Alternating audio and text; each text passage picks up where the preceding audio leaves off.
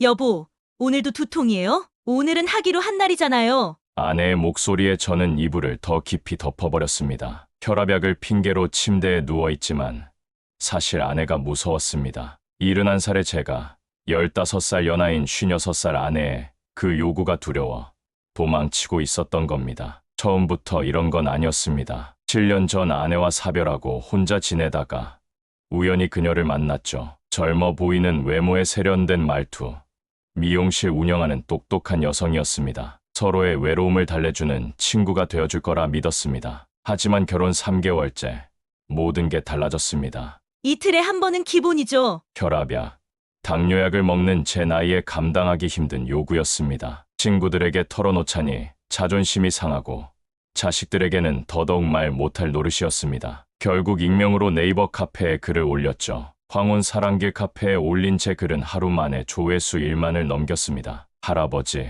마누라 업고 다녀야 하는 거 아닙니까? 어르신, 혹시 비아그라는 드셔보셨나요? 그 나이에 무슨, 애초에 재혼이 실수였네요. 쏟아지는 댓글들 사이에서 한 줄이 눈에 띄었습니다. 저도 비슷한 고민이 있어요. 남편이 제 요구를 이해 못해요. 이틀에 한 번이 뭐가 그렇게 힘들다고. 전 56세 주부입니다. 그 순간 손끝이 떨렸습니다. 오늘 저는 제 경험담을 처음부터 끝까지 들려드리려고 합니다. 황혼 재혼의 달콤함과 씁쓸함, 그리고 그 속에 숨겨진 진실까지 꼭 끝까지 시청해주세요. 시작 전 구독과 좋아요, 알림 설정 부탁드립니다. 그리고 응원의 댓글을 남겨주시면 더 힘이 날 것 같습니다. 71세의 나이에 재혼을 결심하기까지 7년이라는 긴 시간이 필요했습니다. 아내와 사별 후 처음 1년은 정신없이 보냈습니다. 40년을 함께 산 사람이 갑자기 사라지니 세상이 온통 흑백으로만 보였습니다. 장례를 치르고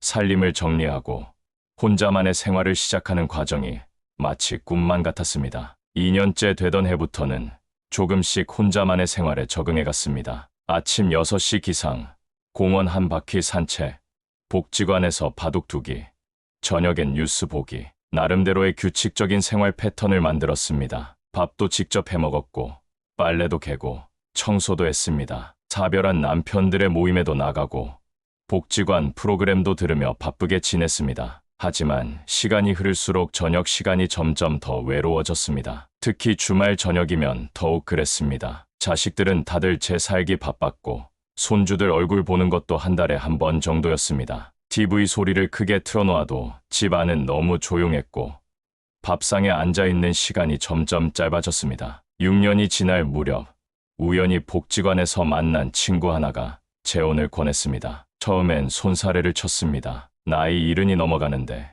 무슨 재혼이냐고, 그냥 이대로 살다가 가면 된다고 말했습니다. 그런데 그 친구의 한마디가 제 마음을 흔들어 놓았습니다. 평균 수명이 90세는 된다는데 앞으로 20년을 더 이렇게 혼자 살 자신 있나?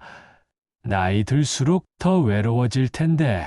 그 말을 듣고 며칠을 뜬 눈으로 밤을 새웠습니다. 문득 깨달았습니다. 제가 혼자 사는 게 익숙해진 줄 알았는데 사실은 그저 체념하고 있었던 거였습니다. 아침에 일어나면 누군가와 커피 한 잔 나누고 싶은 마음, 저녁에 텔레비전 보면서 오늘 있었던 일을 이야기하고 싶은 마음, 그런 소소한 일상의 행복을 그리워하고 있었습니다. 결심을 하고 주변에 조심스럽게 의사를 비췄더니 의외로 자식들의 반응이 긍정적이었습니다. 큰 아들은 오히려 아버지, 진작 그러시지 그랬어요 라며 반겼고, 작은 딸도 아버지 행복하셨으면 좋겠다며 지지해 주었습니다. 그렇게 시작된 노년의 만남이었습니다. 처음에는 같은 교회 권사님을 소개받았는데 너무 조용한 성격이라 대화가 잘 통하지 않았습니다. 그 다음은 등산 모임에서 만난 분이었는데 취미와 생활 패턴이 너무 달랐습니다. 세 번째 만난 분이 바로 지금의 아내입니다. 56세의 젊은 나이, 15살이나 차이가 났지만 첫 만남부터 대화가 잘 통했습니다. 하지만 그때는 몰랐습니다. 이 만남이 제게 이런 고민을 안겨줄 줄은. 그날 복지관 소개팅 장소에서 처음 그녀를 만났을 때부터 다 얘기해드리겠습니다. 복지관 소개팅 장소에 들어서는 순간 그녀의 모습이 단번에 눈에 들어왔습니다. 검은색 원피스에 흰색 카디건을 걸친 단정한 차림, 눈에 띄게 젊어 보이는 얼굴이었습니다. 소개를 해준 복지관 선생님의 말로는 미용실을 운영하는 56세 여성이라고 했지만 실제로 보니 그보다 더 젊어 보였습니다. 처음 마주한 자리에서 그녀는 자신을 소개했습니다. 20년간 미용실을 운영해왔고 10년 전 이혼 후 혼자 딸을 키웠다고 했습니다. 말투에서 자신감이 느껴졌고 이야기하는 방식이 조리 있었습니다. 특히 인상 깊었던 것은 자신의 이혼 경험을 숨기지 않고 담담하게 이야기하는 모습이었습니다. 대화를 나누면서 그녀의 현실적인 면모가 드러났습니다. 미용실은 이미 10년 전부터 건물주가 되어 임대로 운영하고 있었고 원룸도 한 채 가지고 있었습니다. 경제적으로 안정되어 있었고 노후 대책도 탄탄했습니다. 제가 전직 공장장이라는 것도 퇴직금과 국민연금으로 생활하고 있다는 것도 서로 숨김없이 이야기했습니다. 두 번째 만남에서는 서로의 취미와 생활 패턴을 이야기했습니다. 그녀는 아침형 인간은 아니었지만 규칙적인 생활을 하려 노력한다고 했습니다. 등산이나 산책 같은 운동도 좋아한다고 했고 특히 요가를 꾸준히 한다는 말에 건강 관리에도 신경 쓰는 사람이라는 생각이 들었습니다. 한 달 정도 만남이 이어지면서 서로에 대해 더 깊이 알아갔습니다. 그녀에게는 29세의 딸이 있었고 저에게는 40세의 아들과 38세의 딸이 있었습니다. 자녀들의 나이 차이만큼이나 우리의 나이 차이도 컸지만 그것이 특별한 문제로 느껴지지는 않았습니다. 오히려 그녀의 젊은 감각이 저를 더 활기차게 만든다고 생각했습니다. 결혼을 결심하게 된 것은 2달 정도 만난 후였습니다. 서로의 집을 방문하면서 생활 방식을 더 자세히 알게 되었고 함께하는 시간이 늘어날수록 편안함을 느꼈습니다. 특히 그녀가 보여준 살림 솜씨와 요리 실력은 인상적이었습니다. 저녁 식사를 함께하면서 나눈 대화들은 앞으로의 생활에 대한 기대감을 키워주었습니다. 자녀들의 동의를 구하는 과정도 순조로웠습니다. 제 자녀들은 이미 재혼에 대해 긍정적인 입장이었고 그녀의 딸 역시 어머니의 선택을 존중한다며 축하해 주었습니다. 양가 자녀들이 한자리에 모여 상견례를 했고 그 자리에서도 화목한 분위기가 이어졌습니다. 결혼식은 소박하게 치르기로 했습니다. 양가 자녀들과 가까운 친지들만 모신 작은 예식이었습니다. 그녀는 화려한 웨딩드레스 대신 단아한 한복을 선택했고 저는 검은색 턱시도를 입었습니다. 평생 잊지 못할 순간이었습니다. 71살의 늦은 나이에 찾아온 새로운 인연에 감사했고 앞으로의 삶에 대한 기대로 가슴이 부풀었습니다. 결혼 초기 한 달은 꿈같이 행복했습니다. 아침에 눈을 뜨면 따뜻한 미소와 함께 차려진 식사가 기다리고 있었고 저녁이면 하루 동안 있었던 일들을 이야기하며 도란도란 대화를 나눴습니다. 특히 아내의 살림 솜씨는 기대 이상이었습니다. 깔끔하게 정돈된 집안, 맵기 정성스레 차려진 식사, 계절에 맞춰 바뀌는 옷장 정리까지 전에 없던 새로운 즐거움이 하나둘 늘어갔습니다. 하지만 결혼 생활 한 달이 지나면서 조금씩 변화가 감지되기 시작했습니다. 처음에는 사소한 것들이었습니다. 아침 식사 준비가 조금씩 늦어지더니 어느 날부터는 피곤하니 알아서 드세요라는 말이 나오기 시작했습니다. 집안 정리도 조금씩 소홀해졌고 저녁 식사도 배달 음식으로 대체되는 일이 잦아졌습니다. 그러던 어느 날 아침 아내가 갑작스러운 선언을 했습니다. 미용실 운영을 완전히 그만두겠다는 것이었습니다. 지금까지는 직원들에게 대부분을 맡기고 가끔 들러서 관리만 했는데 이제는 그마저도 하지 않겠다고 했습니다. 이유를 물으니 이제는 편하게 쉬면서 살고 싶다는 대답을 했습니다. 사실 경제적으로는 큰 문제가 없었습니다. 미용실 임대료와 원룸 수입이 있었고 제 연금도 꾸준했습니다. 그래서 처음에는 그래, 그동안 고생했으니 좀 쉬면서 살아도 되지라고 생각했습니다. 하지만 문제는 그 이후였습니다. 아내는 점점 더 늦게 일어났고 하루 종일 TV를 보거나 스마트폰을 들여다보는 시간이 길어졌습니다. 집안일은 자연스럽게 제 몫이 되어갔습니다. 아침 식사 준비는 물론이고 빨래, 청소, 장보기까지 40년 함께 산 전처와의 생활에서도 7년의 혼자 생활에서도 익숙해진 일들이었지만 새 아내와 함께 사는 지금은 왠지 모르게 허전했습니다. 결혼 전 기대했던 모습과는 많이 달랐기 때문일까요? 더 큰 변화는 밤 시간에 찾아왔습니다. 처음에는 자연스러운 스킨십으로 시작된 부부관계가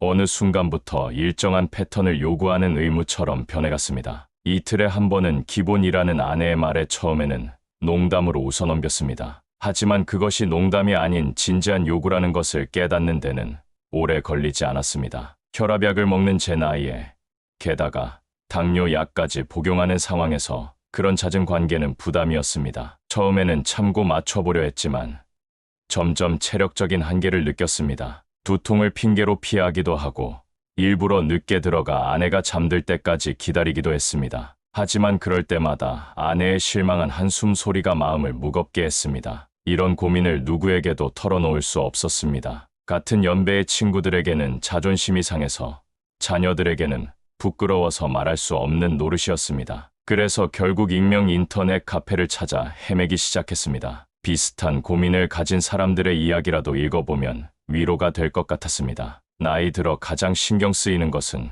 건강 문제입니다. 매일 아침 혈압약과 당뇨약을 챙겨 먹고 정기적으로 병원을 찾는 것이 일상이 되었습니다. 의사 선생님은 과도한 스트레스를 피하라고 했고 무리한 운동도 삼가라고 했습니다. 하지만 재혼 후 제 건강은 급격히 나빠지기 시작했습니다. 혈압이 불안정해졌습니다. 평소 최대 130, 최저 85 정도를 유지하던 수치가 어떤 날은 160까지 치솟았습니다. 당뇨 수치도 오르내림이 심해져 인슐린 주사를 맞아야 할지도 모른다는 이야기를 들었습니다. 의사 선생님은 스트레스가 주된 원인이라고 했지만 저는 차마 진짜 이유를 말할 수 없었습니다. 아내의 이틀에 한 번 요구는 점점 더 강해졌습니다. 처음에는 눈치로 넘어가던 것이 이제는 직접적인 요구가 되었습니다. 여보, 벌써 사흘째예요 라는 말이 저를 옥죄었습니다. 피곤하다고 하면 그럴 거면 왜 재혼했어요? 라는 말이 돌아왔고 건강이 걱정된다고 하면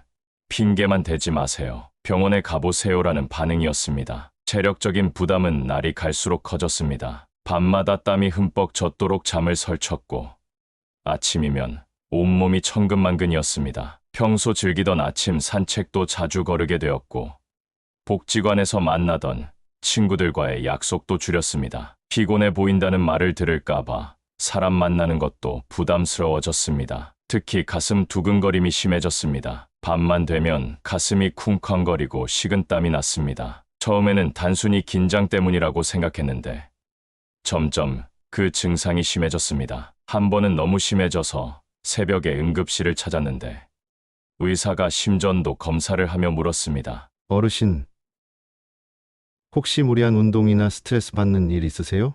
그 말에 얼굴이 화끈거렸습니다. 잠도 제대로 이루지 못했습니다. 밤에 아내가 다가올까봐 거실 소파에서 자는 날이 많아졌습니다. 허리 아파서 소파가 더 편해요라는 변명을 했지만 사실은 도망치는 것이었습니다. 새벽에 깨어나면 식은땀에 젖은 채 한참을 천장만 바라보았습니다. 이런 생활이 과연 얼마나 더 지속될 수 있을지 불안한 마음뿐이었습니다. 건강검진 결과는 더욱 충격적이었습니다. 6개월 만에 체중이 5kg나 줄었고 콜레스테롤 수치도 크게 올랐습니다. 담당 의사는 심각한 표정으로 생활습관 개선을 권했습니다. 어르신, 이대로 가다가는 큰 병 나실 수 있습니다. 무슨 일 있으신 거 아닙니까? 하지만 저는 그저 피곤한 미소만 지을 뿐이었습니다. 이런 상황을 누구에게도 말할 수 없다는 게 가장 큰 고통이었습니다. 자식들에게는 더더욱 말할 수 없었고 친구들에게도 차마 입 밖에 낼 수 없는 이야기였습니다.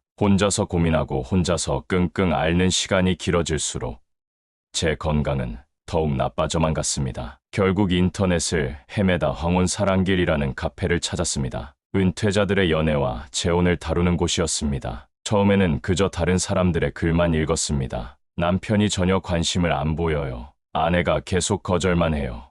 같은 고민들이 대부분이었습니다. 그런데 저는 반대로 아내의 지나친 요구에 힘들어하고 있어서 이런 글들을 보며 더욱 위축되었습니다. 가입한 지 일주일 만에 용기를 내어 첫 글을 썼습니다. 71세 남성입니다. 10살 이상 연하인 아내의 요구를 감당하기 힘듭니다. 글을 쓰면서도 손가락이 떨렸습니다. 지금까지 살아오면서 이런 부끄러운 글을 써본 적이 없었습니다. 하지만 더 이상 혼자 고민하다가는 정말 건강을 해칠 것 같았습니다. 첫 댓글은 충격적이었습니다. 할아버지, 마누라 업고 다녀야 하는 거 아닙니까? 농담 섞인 말이었겠지만 순간 얼굴이 화끈거렸습니다. 그런데 그 뒤로 달린 댓글들은 달랐습니다. 옆집 어르신도 그런 고민으로 병원 다니신다고 우연히 알게 됐어요. 건강이 먼저입니다. 부부간에 충분한 대화가 필요해요.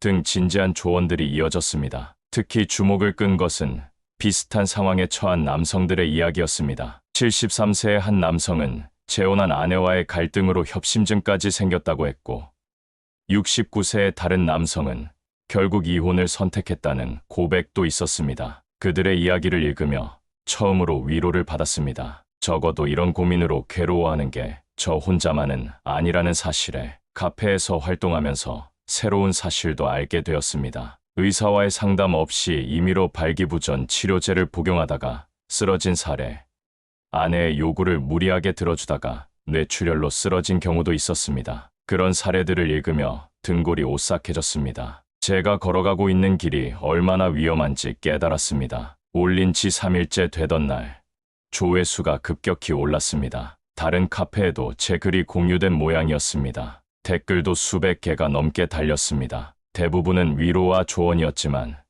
일부 악의적인 댓글도 있었습니다. 그 나이에 왜 재혼했냐? 젊은 와이프 어떠니? 감당을 못하네. 같은 말들이었습니다. 그러던 어느 날, 한 댓글이 눈에 띄었습니다. 저도 비슷한 고민이 있어요. 남편이 제 요구를 이해 못해요. 이틀에 한 번이 뭐가 그렇게 힘든지. 전 56세 주부입니다. 순간 손끝이 떨렸습니다. 글에 어투며 상황이며 설마 하는 생각이 들었습니다. 프로필을 클릭해보니 가입한 지 일주일도 안 된 새 회원이었습니다. 더욱 놀라운 것은 그 회원의 다른 게시글이었습니다. 재혼한 남편이 자꾸 아프다고 합니다. 밤마다 두통이라고 하는데 믿기지가 않아요.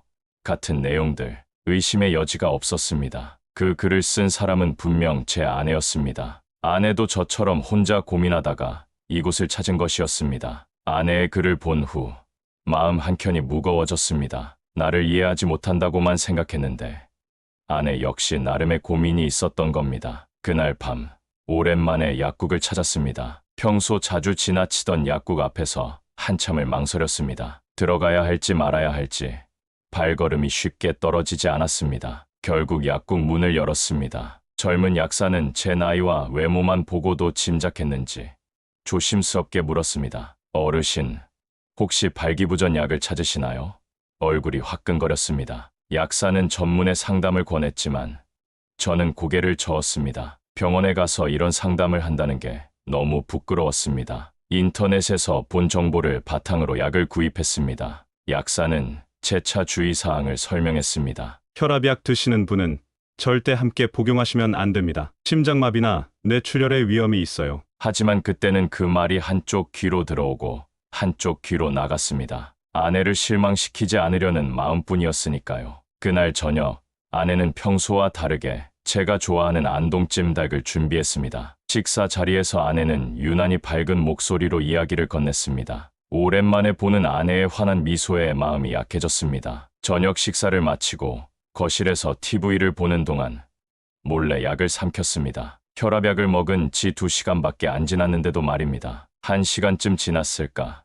갑자기 심장이 미친 듯이 뛰기 시작했습니다. 숨이 가빠지고 식은땀이 흘렀습니다. 어지러움이 몰려왔고 시야가 흐려졌습니다. 아내가 놀란 목소리로 뭐라고 말을 걸었지만 귀에 들어오지 않았습니다. 의식이 점점 흐려지는 것이 느껴졌습니다. 눈을 떴을 때는 응급실이었습니다. 의사는 심각한 표정으로 말했습니다. 혈압약과 발기부전 치료제를 함께 복용하셨더군요.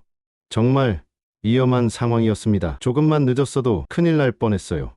옆에 있던 아내는 눈물을 흘리고 있었습니다. 처음 보는 아내의 눈물이었습니다. 그제야 아내도 충격을 받은 듯했습니다. 약까지 드시면서 저를 위해 그러시다니 그만큼 힘드셨던 거예요? 아내의 목소리가 떨렸습니다. 저는 대답 대신 고개를 돌렸습니다. 창밖은 이미 어두워져 있었고 병실 안은 정막만이 감돌았습니다. 의사는 퇴원하기 전 강력하게 경고했습니다. 어르신 나이에 이런 약물은 매우 위험합니다. 특히 기저질환이 있으신 분은 더욱 그렇죠. 부부 사이라고 해도 건강을 해치면서까지 무리하실 필요는 없습니다. 그 말을 들으며 아내는 계속 고개를 숙이고 있었습니다. 퇴원 후 집으로 돌아오는 차 안에서 아내가 말했습니다. 제가 너무 이기적이었네요. 당신 건강은 생각하지도 않고. 하지만 그 말이 진심으로 들리지 않았습니다. 마치 의무적으로 하는 말 같았습니다. 그날 밤 아내의 카페 글을 다시 읽어보았습니다. 그동안 보지 못했던 댓글들이 눈에 들어왔습니다. 언니, 나이 든 남자랑 왜 결혼하셨어요? 경제적으로 편하려고 선택하신 거 아닌가요? 차라리 혼자 사시는 게 나을 것 같아요. 아내의 답글은 더 충격적이었습니다. 이제 와서 후회해도 늦었네요. 편하게 살려고 했던 게 이렇게 힘들 줄은 몰랐어요. 순간 가슴이 무너져 내렸습니다. 약물 사고로 죽을 뻔했던 것보다 더 아팠습니다. 결국 우리의 결혼은 진심이 아니었던 겁니다. 응급실 사건 이후 아내의 휴대폰을 유심히 보게 되었습니다. 늘 손에서 놓지 않던 그 휴대폰에는 어떤 내용들이 있을까 궁금해졌습니다. 어느 날 아내가 잠든 사이 용기를 내어 들여다보았습니다. 카카오톡 단체방들이 여러 개 있었습니다. 황혼재혼 수다방, 돈 버는 재테크 모임, 노후 준비 모임, 단체방에서 아내가 나눈 대화들이 하나둘 눈에 들어왔습니다. 재혼 전에는 몰랐는데 나이 차이가 너무 크네요. 후회돼요. 연금이랑 퇴직금은 얼마나 되시나요? 차마 더 읽을 수가 없었습니다. 인스타그램도 들어가 보았습니다. 젊은 남자 연예인들의 게시물마다 좋아요를 눌러두었고 특히 충격적이었던 건 황혼재혼, 후회, 인생이 실수라는 해시태그였습니다. 제 나이 든 모습과 비교하며 올린 듯한 젊은 남자들의 사진을 보며 가슴이 무너져 내렸습니다. 더 큰 충격은 우연히 발견한 아내의 금전적 면모였습니다. 겉으로는 요즘 가게가 힘들어요 라며 한숨 짓던 아내였는데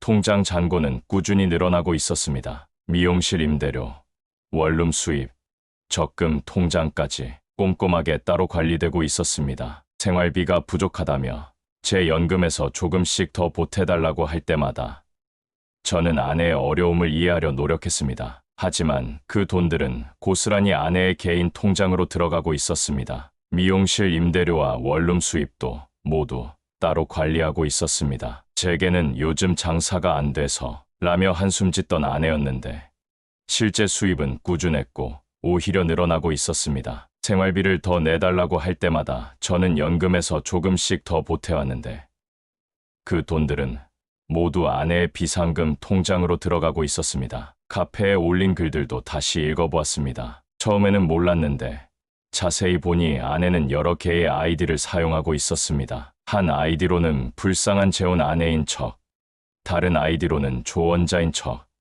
또 다른 아이디로는 재혼을 후회하는 사람인 척, 마치 연극을 하듯 여러 역할을 하고 있었습니다. 친구들과 나눈 카톡에서는 저를 비웃는 내용도 있었습니다. 71살 노인네가 이틀에 한 번은 꿈도 꾸지 말라니까 약 먹고 쓰러졌다며 불쌍해서 어떻게 크크 그래도 돈은 잘 나오잖아. 이런 대화들을 보며 눈앞이 캄캄해졌습니다. 40년을 함께 산 전처가 떠오르더군요. 마지막까지 제 밥을 챙기며 당신 건강이 제일 중요해요 라고 말했던 그 사람이 저는 조용히 증거들을 모아두었습니다. 통장 내역, 카톡 내용, 인스타그램 게시물, 카페 글들, 이혼을 준비하는 서류철에 하나씩 넣어두었습니다. 이제는 더 이상 자존심이고 뭐고 없었습니다. 그저 이 가식적인 결혼 생활을 끝내고 싶다는 생각뿐이었습니다. 아들이 처음 전화를 걸어왔을 때는 무슨 일인지 몰랐습니다. 아버지, 혹시 많이 힘드세요? 별일 아니라고 얼버무렸지만 아들은 이미 알고 있었습니다. 제가 응급실에 실려갔던 일도 혈압이 불안정한 것도 알고 보니 병원 의사가 아들에게 연락을 했던 겁니다. 딸은 직접 찾아왔습니다. 주말 오후 갑자기 방문한 딸은 저를 한참 동안 바라보더니 울음을 터뜨렸습니다. 아버지, 너무 야위셨어요. 이렇게 될 줄 알았으면 절대 재혼 승낙 안 했을 거예요. 딸의 눈물을 보며 저도 목이 메었습니다. 그동안 혼자 참아왔던 것들이 한꺼번에 밀려왔습니다. 32평 아파트는 갑자기 낯선 공간이 되어버렸습니다. 40년을 함께 살았던 전처와의 추억이 깃든 이 집에서 이제는 서로 마주치지 않으려 조심하는 사이가 되었습니다. 아내는 이제 노골적으로 각방을 쓰자고 했고 저는 거실 소파에서 밤을 보내는 일이 잦아졌습니다. 식사도 따로 하기 시작했습니다. 아침은 제가 일찍 해결하고 저녁은 아내가 먹고 난 후에 먹었습니다. 같은 공간에 있는 것조차 불편해졌습니다. TV도 각자의 방에서 보고 심지어 화장실 사용 시간도 자연스럽게 달라졌습니다. 큰 아들이 제안했습니다. 아버지, 우리 집으로 오세요. 어머니 돌아가신 후에 여기 오셔서 지내셨던 아버지 방은 그대로 두었잖아요. 하지만 저는 고개를 저었습니다. 자식에게 기대는 것도 이 나이에 다시 짐을 싸는 것도 자존심이 허락하지 않았습니다. 무엇보다 제 집에서 제가 나가야 한다는 게 납득이 되지 않았습니다. 아내의 딸도 한번 찾아왔습니다. 미안하다는 말부터 꺼냈습니다. 어머니가 원래 그런 사람이 아니었는데 제가 너무 어머니 편만 들었나 봐요. 그러면서 어머니의 본 모습을 털어놓았습니다. 늘 더 나은 조건, 더 편한 삶을 찾아다녔다고. 이번에도 엄마에게 안정된 노후를 위한 선택이었던 거죠. 이제는 서로 얼굴 보기도 어색해졌습니다. 아내는 점점 더 미용실에서 시간을 보냈고 저는 복지관이나 공원에서 시간을 보냈습니다. 집에서 마주칠 때면 마치 남의 집에 새들어 사는 사람들처럼 어색한 인사만 나눴습니다. 들어오셨어요? 네. 이런 짧은 대화가 전부였습니다. 이렇게 지내다가는 둘 다 병이 들 것 같았습니다. 같은 공간에 있는 것만으로도 숨이 막히는 느낌이었습니다. 결혼 전에 편안했던 일상이 그리워졌습니다. 아내도 비슷한 생각이었을 겁니다. 이제는 서로를 바라보는 눈빛에서 후회와 체념이 느껴졌으니까요. 매일 아침 6시 30분 혈압약을 먹는 시간부터 하루가 시작됩니다. 약을 먹고 나면 아내가 일어나기 전에 조용히 집을 나섭니다. 산책이라고 하지만 사실은 도망치는 겁니다. 아내와 마주치지 않기 위해서입니다. 복지관에서 아침을 해결하고 점심때까지 바둑을 두거나 신문을 봅니다. 집에 들어가는 시간도 철저하게 계산합니다. 아내가 미용실에 있는 오후 3시 잠깐 들어가서 옷을 갈아입고 다시 나옵니다. 저녁은 아내가 먹고 난 후 9시나 되어서야 들어갑니다. 마치 서로 정해진 시간표가 있는 것처럼 얼굴을 마주치지 않는 완벽한 시스템이 만들어졌습니다. 하지만 가끔은 실수로 마주칠 때가 있습니다.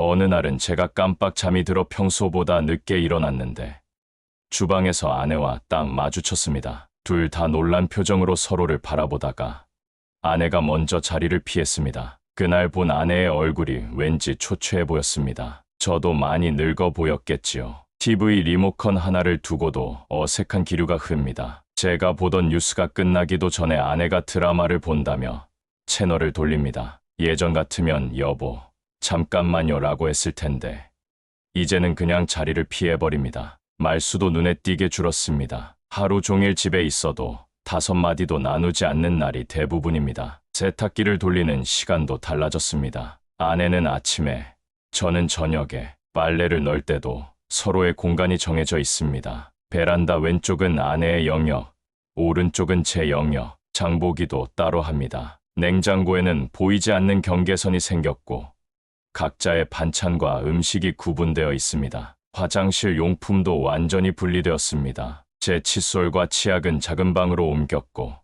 수건도 따로 씁니다. 청소하는 날도 서로 피해 다닙니다. 아내가 거실을 청소하면 저는 방에 있고 제가 주방을 정리하면 아내는 밖에 나가 있습니다. 한 번은 실수로 아내의 청소 시간에 들어왔다가 걸레질하는 모습을 봤는데 마치 남의 집을 청소하는 것처럼 무표정한 얼굴이었습니다. 장식장에 있는 결혼 사진도 어느새 사라졌습니다. 언제 치웠는지, 누가 치웠는지도 모르게 그 자리에는 아내가 좋아하는 작은 화분이 놓여 있습니다. 저는 그 화분을 보며 생각했습니다. 우리의 결혼 생활도 저 화분처럼 누군가의 장식품이었던 걸까? 이런 생활이 벌써 한 달째 이어지고 있습니다. 같은 공간에 살면서도 완벽한 남남으로 지내는 법을 터득했습니다. 하지만 밤이면 가슴이 답답해집니다. 전에는 혼자여서 외로웠다면 이제는 누군가와 함께 있으면서도 더 깊은 외로움을 느낍니다. 이게 더 견디기 힘듭니다. 어제 저녁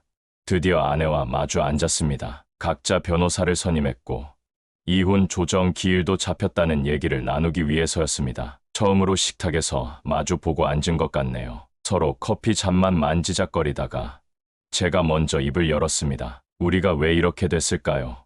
라는 제 물음에 아내는 한참을 침묵하더니 담담히 말했습니다. 서로에게 기대한 게 달랐던 것 같아요. 그 한마디가 우리의 모든 것을 설명해 주는 것 같았습니다. 저는 동반자를 원했고 아내는 안정을 원했던 겁니다. 대화를 나누다 보니 서로의 본심이 드러났습니다. 아내는 미용실 운영과 원룸 관리로 지친 일상에서 벗어나고 싶었답니다. 편하게 살 수 있는 노후를 꿈꿨다고 했죠. 그래서 저를 선택했다고 합니다. 71살에 은퇴한 공장장, 안정적인 연금과 아파트가 있는 남자, 그리고 친절했다고 완벽한 조건이었다고 하더군요. 저도 솔직히 말했습니다. 사별 후 7년 동안의 외로움을 달래줄 사람이 필요했다고. 아침에 일어나면 누군가와 커피 한 잔 나누고 저녁이면 하루 있었던 일을 이야기하고 싶었다고. 그저 그런 소소한 일상의 동반자가 그리웠다고 말이죠. 이틀에 한 번이라는 말을 꺼내자 아내는 잠시 눈물을 보였습니다. 저도 참 이기적이었죠. 당신 건강은 생각하지도 않고. 하지만 저는 그 말에도 더 이상 마음이 움직이지 않았습니다. 우리 둘 다 이미 알고 있었으니까요. 서로에 대한 진심은 없었다는 걸. 처음부터 우리는 사랑이 아닌 다른 걸 찾았던 것 같아요. 제 말에 아내도 고개를 끄덕였습니다. 저는 외로움을 달래줄 사람을 찾았고 아내는 편안한 노후를 찾았던 겁니다. 서로가 서로에게 수단이었을 뿐이죠. 이혼 서류를 작성하면서 우리는 처음으로 웃었습니다. 재산분할도 위자료도 없이 그저 각자의 길을 가기로 했으니까요. 아내는 자신의 미용실과 원룸이 있는 곳으로 돌아가고 저는 이 아파트에서 다시 혼자 살기로 했습니다. 법원 이혼 조정실에서 나오는 길, 아내가 마지막으로 한 말이 귓가에 맴돕니다. 죄송해요.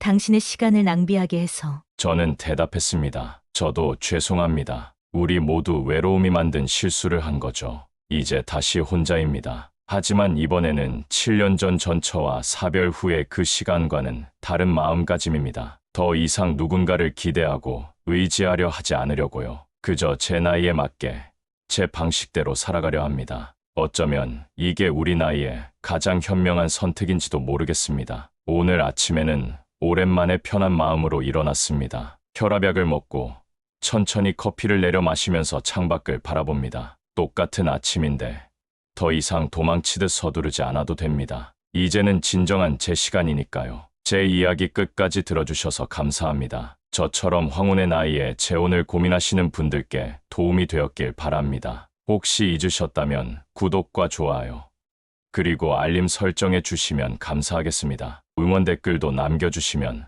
너무 힘이 날 것 같습니다.